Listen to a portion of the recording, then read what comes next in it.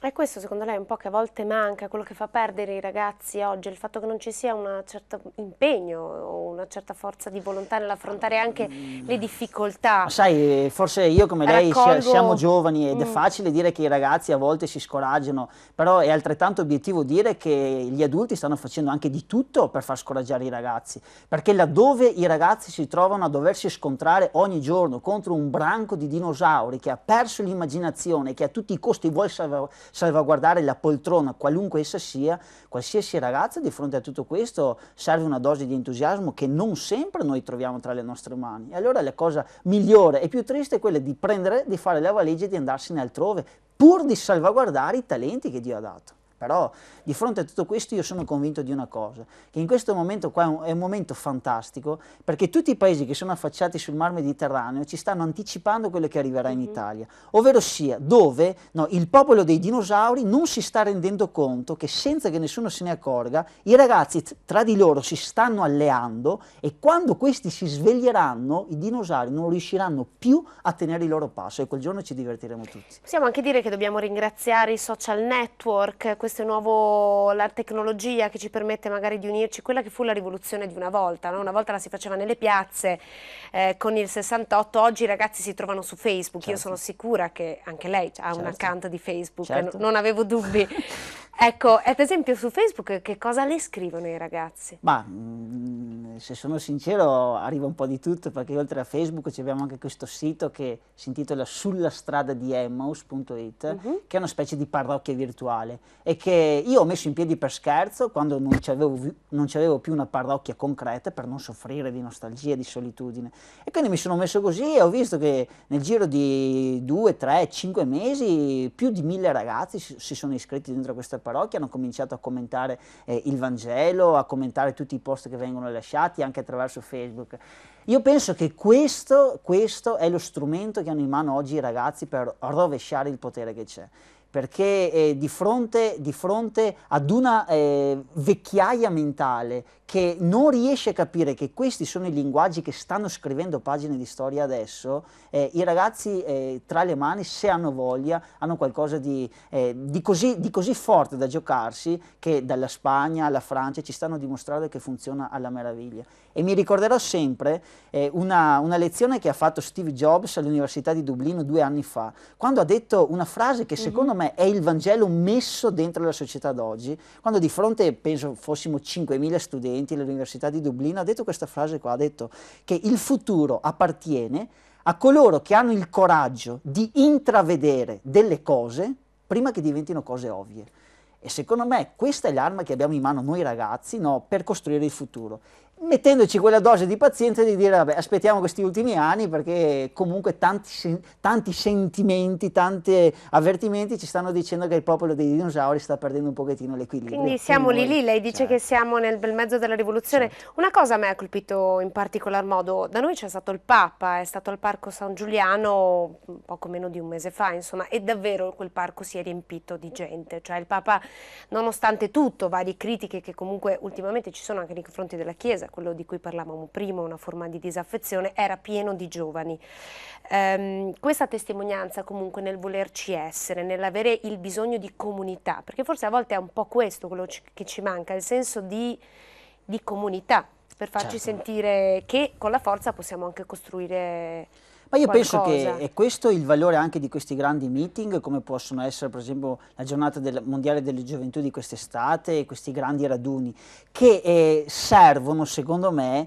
se poi hanno anche la forza di concretizzarsi Mm. dentro il quotidiano, altrimenti rimangono un parco ben riempito, una piazza ben riempita, rimangono una strada ben riempita, ma se poi non si calano dentro il quotidiano. Secondo me la grande forza di questo Papa, che forse abbiamo mandato in soffitta solo Sì. perché non ci aveva la simpatia di Giovanni Paolo II, è quella di avere le idee chiare, cioè di dire oggi il cristianesimo, no, e questo qua purtroppo non lo ascolta nessuno, ma oggi il cristianesimo o trova il coraggio di diventare cultura oppure sparirà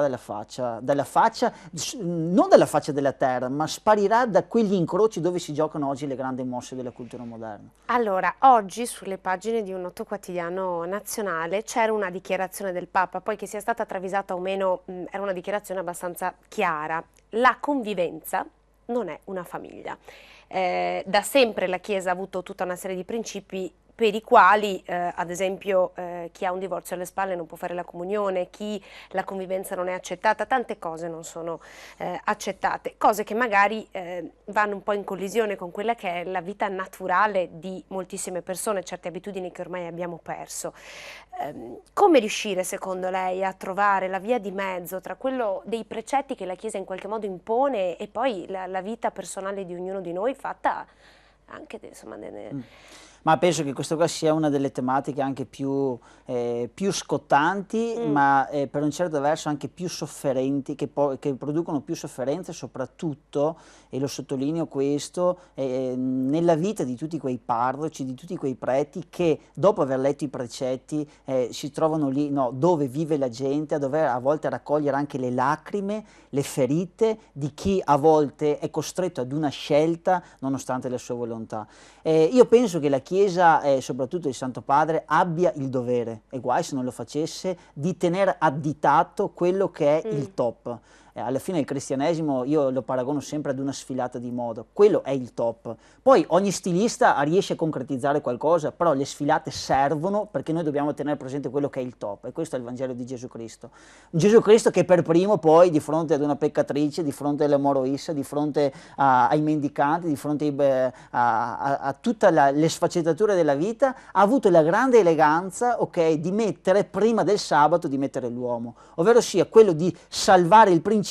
senza però perdere l'anima delle persone. Però questo è un qualcosa che la Chiesa, per fortuna e purtroppo, fa a passi molto lenti, perché c'è una caratteristica dentro alla Chiesa che forse non sempre noi abbiamo presente quando critichiamo troppo facilmente, ed è questa, che una volta che la Chiesa ha fatto un passo, fosse anche un passo minimo di 1 millimetro, la Chiesa non può più tornare indietro. E quindi certamente il Santo Padre è tutto fuorché sprovveduto su come sta funzionando il mondo, penso, no? Il tentativo suo è quello di cercare di avvicinarsi alla gente senza però smarrire la potenza profetica che c'è dentro il Vangelo. E dopo, da dire questo a dire che la vita della gente è fatta di sofferenze, questa è tutta un'altra storia, e dentro a quelle sofferenze lì noi dobbiamo fare in modo che queste ferite, no, possano diventare anche delle feritoie attraverso le quali le persone possono cogliere anche un barlume di speranza, e perlomeno di non sentirsi giudicate quando si presentano di fronte ad un ministro di Dio a raccontare quelle che sono le loro fatiche. Lei l'ha conosciuto il Papa? Ha avuto modo di incontrarlo? Sì, l'ho conosciuto di persona, ho avuto la fortuna, e poi ho avuto anche, diciamo Sapeva così, chi era Don Spritz? no, non penso, ma meglio così, no? No, però ho avuto la grande fortuna di poter in questi anni studiare sui suoi libri, perché la mia facoltà, lui è un luminare nel settore che sto studiando io, e quello che mi colpisce è la profondità e la bellezza, e anche le intuizioni che questo Santo Padre probabilmente c'ha dentro la sua testa da una vita. Poi si sa che più si va su con la responsabilità, più le cose dopo vanno pesate con i minimi dettagli. Senta, secondo lei c'è una parte magari della Bibbia, lei prima ci ha parlato di Gesù che in qualche modo sosteneva la peccatrice, c'è secondo lei una parte, un passo della Bibbia che magari sarebbe bene ricordare alle persone, che ha un grosso insegnamento di vita che molte volte sottovalutiamo? La Bibbia adesso non è più nei comodini dei... Sì, ma io penso che la cosa più bella è che io mi ripeto ogni giorno, perché ogni giorno io quando arrivo alla sera mi ritrovo a fare i conti da una parte con una chiamata di Dio che è spaventosamente più grande ogni giorno che passa, e dall'altra fare i conti con la mia umanità, con la mia debolezza di uomo, con i miei limiti. E c'è una frase bellissima di San Paolo, nel Nuovo Testamento, una frase dentro alle tantissime lettere di questo genio che da persecutore è diventato perseguitato per Cristo, che alla fine lui avverte, no, che Dio gli sta chiedendo troppo, e gioca la carta finale e dice: guarda Signore, cioè io sono debole, cioè non ce la faccio, è troppo quello che mi chiedi. E il Signore gli dice una frase che secondo me, che io l'applico sempre ogni sera e che mi mette la serenità nel cuore. Quando il Signore lo guarda e dice: guarda Paolo, nella tua debolezza ci sta la mia forza. E io penso che di fronte ad un Dio così impossibile non innamorarsi. Oggi se sei debole la gente ti disprezza, sei un non considerato, sei, come dicono i ragazzi, sei uno sfigato. Il Signore dentro a quella debolezza lì ci trovi frammenti per ricostruire qualcosa di splendido. E ci sono storie bellissime di santi anonimi, okay, che sono partite così, che sono partite dalla periferia, che hanno avuto il coraggio di rischiare una vita insieme con Cristo e sono diventati degli esempi splendidi. Ma lei per avvicinare i giovani a sé che cosa fa? Ma io non faccio niente per avvicinarli a me. Quello che sto cercando di fare è per avvicinare i ragazzi a Gesù Cristo. Come si fa? Come si fa? Io non lo so come si fa, tante volte la gente me lo chiede. Io non sono uno dei personaggi dei Blues Brothers che a un certo punto ha avuto l'illuminazione che c'è la ricetta in mano. Io tento di applicare quello che Pietro in una sua lettera ha raccomandato, dove ha detto: siate sempre pronti a dare spiegazione della vostra fede. Però ci ha aggiunto un'altra mezza frase che purtroppo nelle chiese la tagliamo via spesso, dove dice: tutto questo si è fatto con rispetto e con retta coscienza, cioè si è fatto con quell'amabilità, con quel sorriso, con quella convinzione, di modo tale che quando un ragazzo ti vede, quando una ragazza vede te, ma in realtà vede Gesù Cristo e dice: porca miseria, è impossibile non innamorarsi di questo messaggio. Quindi penso che oggi la testimonianza sia veramente la forma più bella, ed è quello che a me, a tanti altri preti oggi, in questo momento terribile e critico per la Chiesa, perché stiamo pagando il prezzo di errori che sono stati fatti nel passato e che si fanno tuttora, io sono sicuro che c'è una fetta di Chiesa che non è mai stata così tranquilla come in questi mesi qua, perché non c'è nulla da nascondere. Oggi ha paura chi nell'armadio ha gli scheletri, però come dice il Santo Padre, la misericordia non cancella la giustizia. Noi dobbiamo salvaguardare un messaggio che in questo momento qua ci sta facendo passare per un incrocio strettissimo, ma che fra 5-10 anni, rispettando i tempi di Dio, ci mostrerà un'altra immagine di Chiesa, che sarà un'immagine di Chiesa molto più umana, molto più amabile e sicuramente ancora più affascinante di quello che è adesso. Posso chiederle di che errori sta parlando? Quali sono secondo lei gli errori che L'errore più evidente che purtroppo stiamo osservando tutti, anche se non è solo della Chiesa, per esempio il tema della pedofilia, il tema di tutte queste perversioni con le quali abbiamo, perché io faccio parte di una Chiesa che amo, anche se non è la Chiesa dei miei sogni, però io amo la mia Chiesa, e che adesso ci sta presentando un conto che è doveroso pagare, ma soprattutto per al rispetto di un Dio che a noi ha dato una fiducia che in certi momenti abbiamo tradito. E il fatto che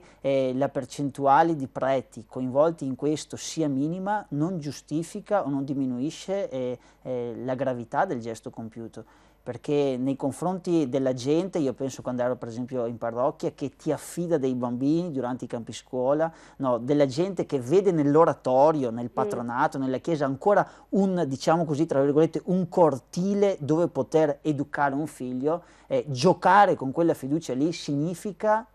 tante volte, troppe volte, cancellare per sempre poi l'immagine di Dio anche dentro quelle famiglie lì. Ecco, secondo lei chi è stato protagonista di queste storie, di questi atti, vediamo appunto l'ultimo accaduto, dovrebbe essere sottoposto alla giustizia degli uomini, quindi il processo... Sì, anche se sono convinto di una cosa, che la giustizia degli uomini non sarà nulla in confronto alla giustizia di Dio, perché Dio, sì, noi ce lo ricordiamo sempre che è misericordia, che è amore, ma Dio è anche giustizia, e come dice il Papa, ripeto, la misericordia non cancella la giustizia.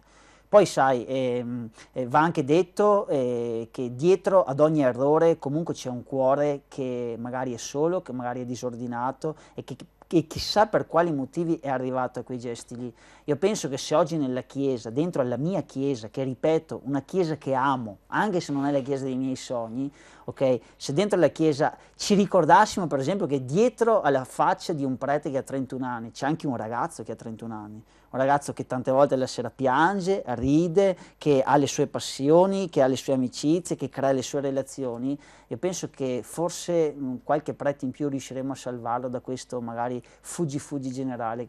al quale stiamo assistendo. A lei mai è capitato che la sua fede andasse in crisi? C'è stato un momento di panico magari o è sempre stato tutto lineare?